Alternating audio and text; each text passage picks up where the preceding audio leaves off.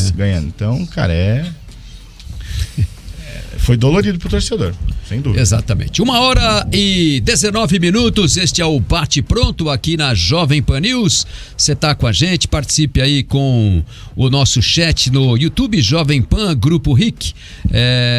O Orlando Luiz falou aqui, hoje sextou com S de Slimane, Tete Mota. Pode ser sabadou com S de Slimane, né, minha gente? Mas por enquanto...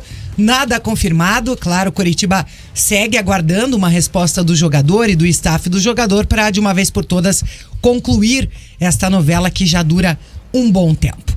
Falando do time que entra em campo Virou no próximo... uma minissérie, né? Aquela série de 70 capítulos. Falando do time que entra em campo no próximo domingo, a gente vai ter o retorno do Robson, que cumpriu suspensão, fez inclusive muita falta na partida diante do Bragantino. E a gente tem 2 jogadores suspensos. O lateral esquerdo Jamerson e também o meio-campista Bruno Gomes. Os 2 levaram o 3º cartão amarelo e ficam de fora do jogo de domingo diante do Corinthians. Na lateral esquerda, ao natural, Vitor Luiz vai ser o substituto do Jamerson.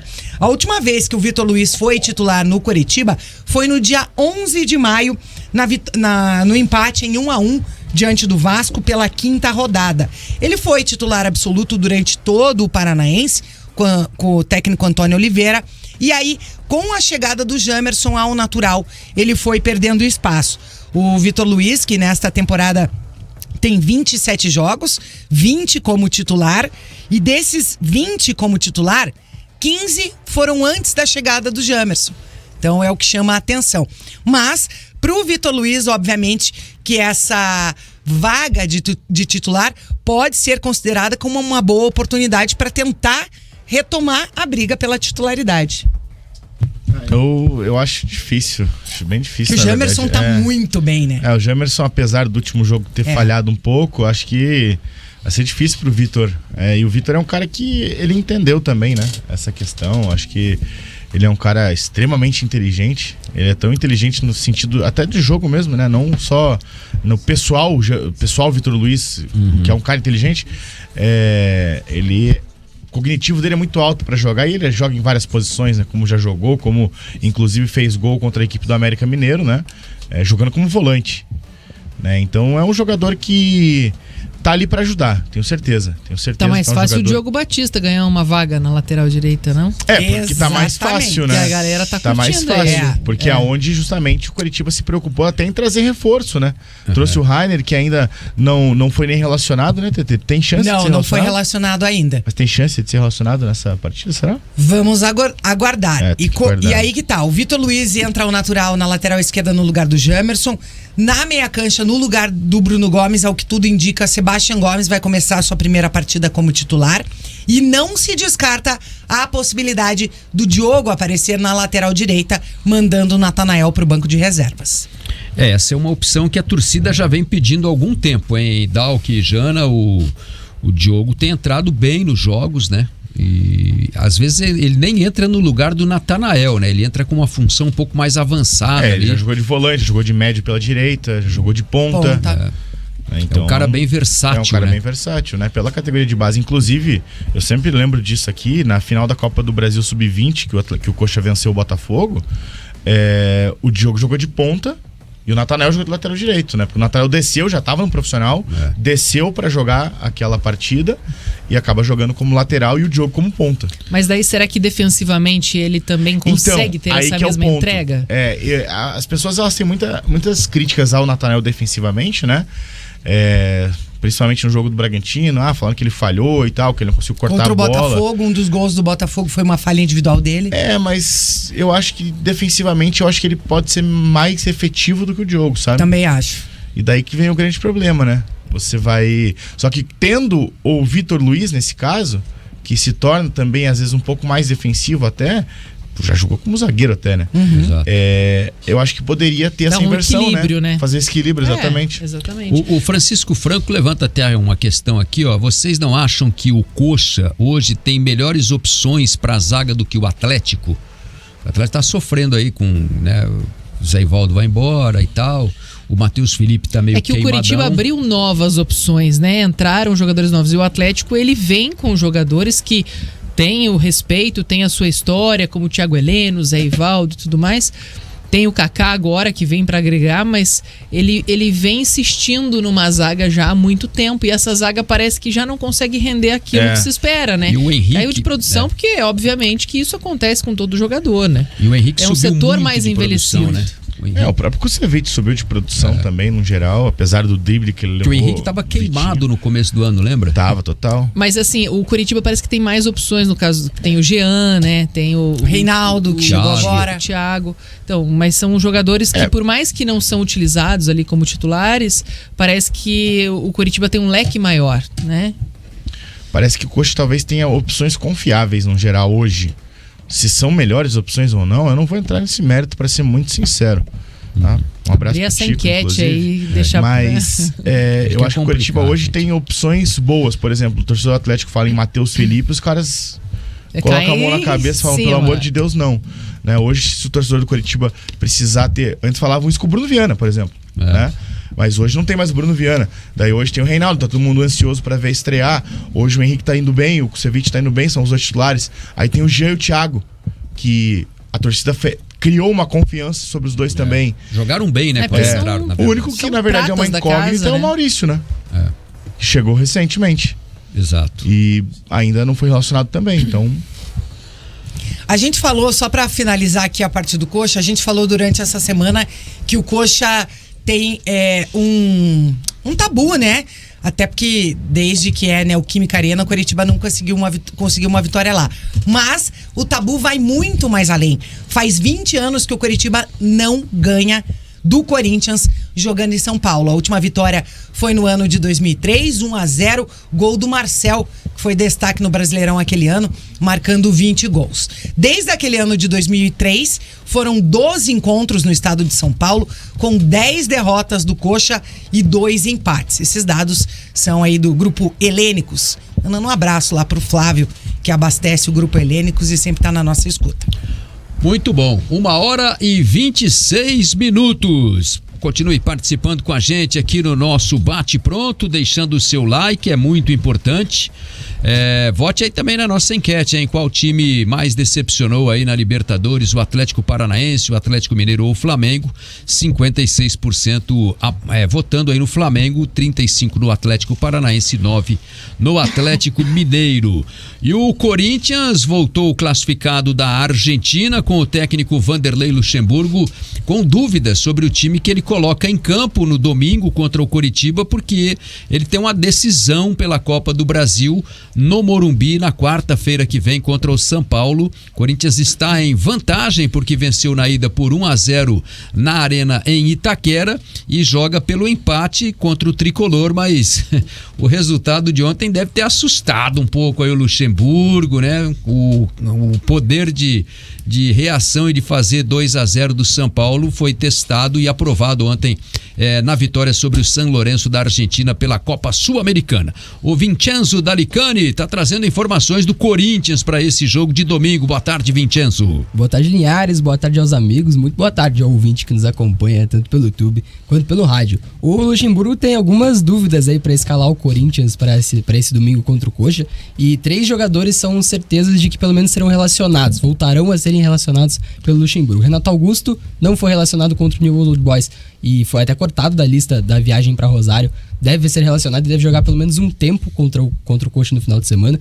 O Gustavo Mosquito, ex-Coritiba também, ex-Paraná, jogou aí nos times daqui da capital, também deve ser relacionado. Ele não jogou ainda nessa temporada e pode fazer a sua estreia na temporada. Ele sofreu uma lesão de ligamento do joelho e pode estrear na temporada contra o Coxa também no domingo.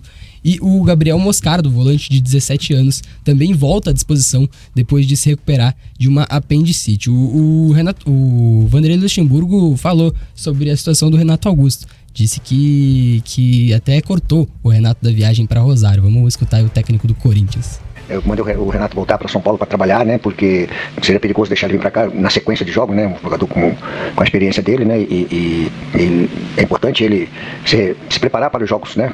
Que nós temos de decisão. Apesar de hoje ser uma decisão, mas seria muito arriscado. Porque nós jogamos sábado, jogar hoje seria muito arriscado. E os que estão lá, nós estamos recebendo informações dos jogadores que estão lá e nós vamos ver como é que vai fazer. É importante todos estarem à disposição para jogar um jogo de primeiro contra o Curitiba, que antecede o jogo de São Paulo, depois contra o São Paulo.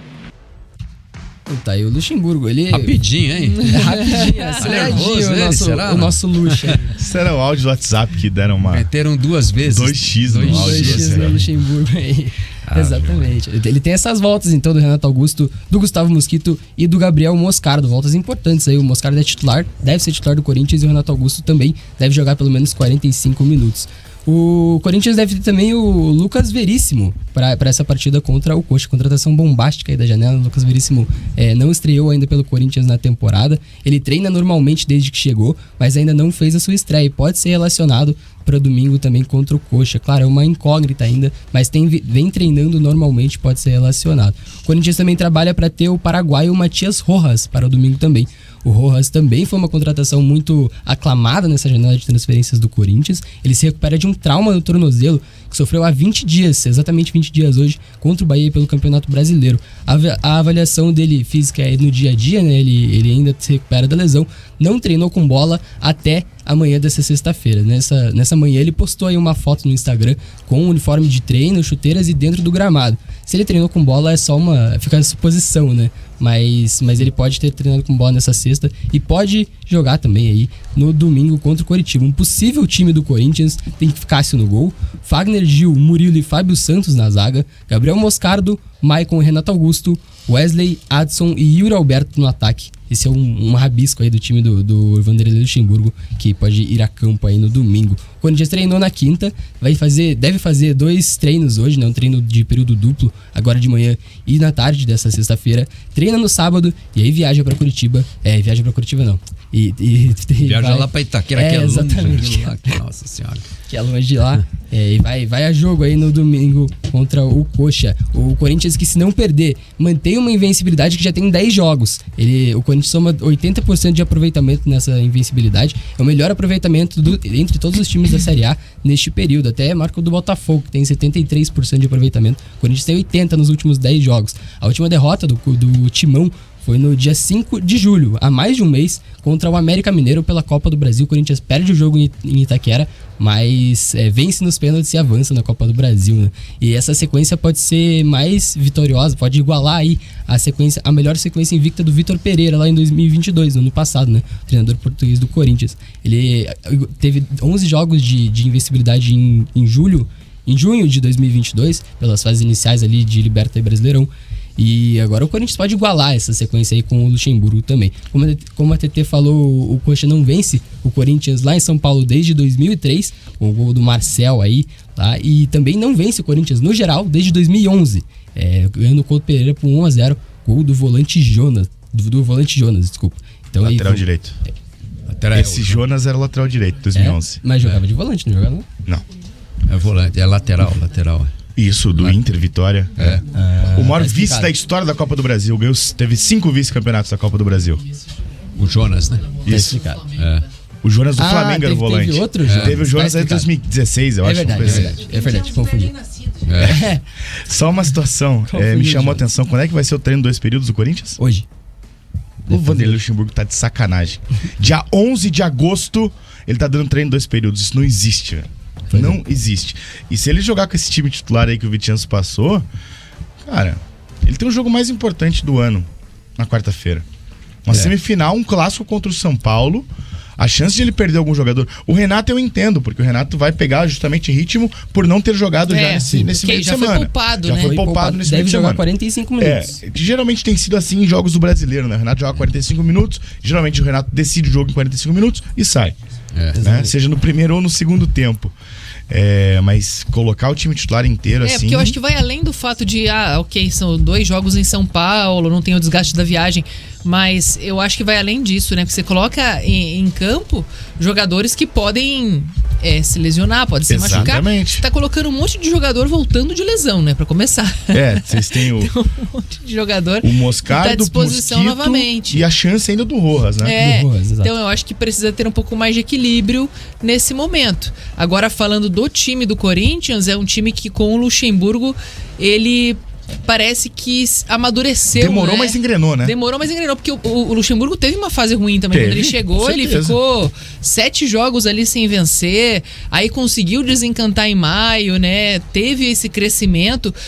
Naquele momento ali, até maio, você viu o Corinthians e pensava, vai cair pra segunda divisão, né? Mas você não via essa possibilidade de reagir. Eu acho que a preocupação do Luxemburgo nesse exato momento é justamente a tabela. O Corinthians tem 20 pontos, é o 14º lugar, mas o Goiás tem 19, o Bahia e o Santos, que já abre a zona do rebaixamento, tem 18 pontos. Então, assim, se o Corinthians perder pro Coritiba e todos esses três Embola ganharem, de novo. ele vai para a zona do rebaixamento. São 6 pontos de diferença pro Coxa, né? O Corinthians. Então, e o Coritiba, se vencer o jogo, por exemplo, vai a 17 pontos. Ele ficaria 3 pontos atrás do Corinthians. Mas a preocupação é aqui, ó, Goiás, Bahia e Santos estão com possibilidade de ultrapassar o Corinthians nessa rodada, né?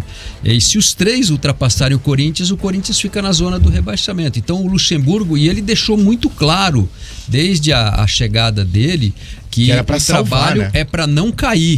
Que esse é o principal objetivo do Corinthians, não é ganhar a Copa do Brasil, nem a Sul-Americana. A Sul-Americana, inclusive, ele tá avançando, mas ele desde o início ficou até brabo que o Corinthians tinha que disputar a Sul-Americana. E ele jogou bastante com reserva na Sul-Americana, inclusive, né? E foi passando de fases com reservas na Sul-Americana. Não era pra estar onde tá, Exato. né? E aí vai impondo ao Corinthians a obrigação, porque a torcida não vai permitir que o time abra mão de ter a possibilidade de conquistar um título, né? Quando ele foi perguntado na última coletiva, ele nem quis falar de Copa do Brasil, não. Eu tenho Coritiba pela frente, né? Então ele colocou assim, como uma prioridade brasileira. Por isso é que eu penso que ele vai colocar os titulares aí, porque ele tá dando importância ao resultado desse jogo. Ele não tá desprezando uma partida, mesmo na véspera de um jogo, como você disse, dos mais importantes do calendário, que é a Copa do Brasil, porque de repente ele pode alimentar um sonho de Libertadores, ganhar a Copa do Brasil, a Sul-Americana e ver o time ser rebaixado, né?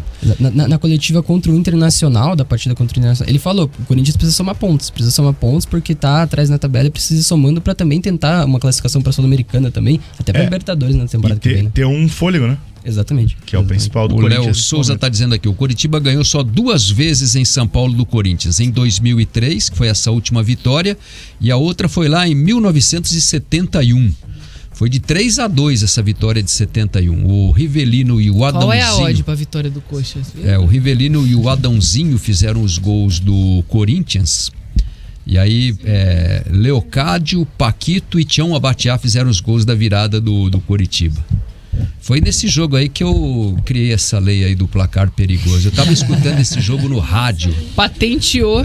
Aí o Corinthians meteu 2-0 e aí o Coritiba virou o jogo para 3-2. Antes da gente ir pro intervalo, que a Jana perguntou, as odds estão 4,50. 1,8 vitória do Corinthians, 3,6 empate, 4,5 vitória do Coritiba. Olha a coceira no dedo aí. Muito bem, 1h37. Obrigado, Vincenzo, trazendo aí as informações do Corinthians, que vai jogar contra o Coritiba. O jogo é domingo.